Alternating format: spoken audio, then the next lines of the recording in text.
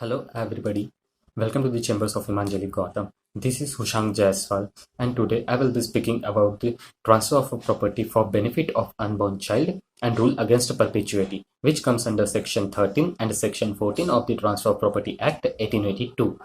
Though section 5 of the Transfer of Property Act states that the transfer must be inter vivos, that is transfer between two living persons. The section 13 and section 14 acts as an exception to section 5. So according to section 13, property can be validly transferred to an unborn child by fulfilling certain conditions. Let's understand this with a simple illustration. For example, there is a one person, grandfather, who wants to transfer some of his property to his unborn grandchild. So can he be allowed to do the same?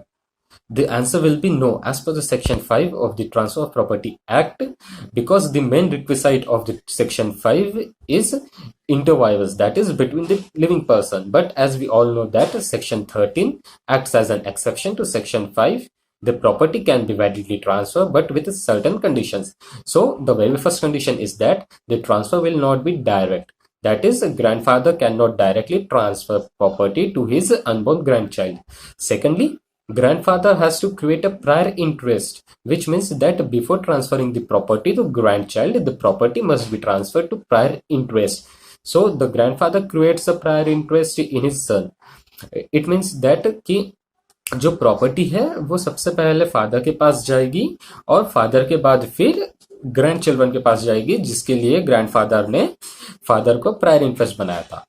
And now third, the transfer will be absolute. And fourth and last condition, that the grandchild must be born before the death of the prior interest. Now let's go to section 14 of the Transfer of Property Act, which states about the rule against perpetuity. So before Transfer of Property Act in ancient times, the transfer of a property in perpetuity, that is for long term, was allowed, which means that the property can't be destroyed, which is very harmful for the property, as the owner of the property can't sell or transfer the property to anyone else. So in Tagore versus Tagore 1872 case, perpetuity was declared as a void.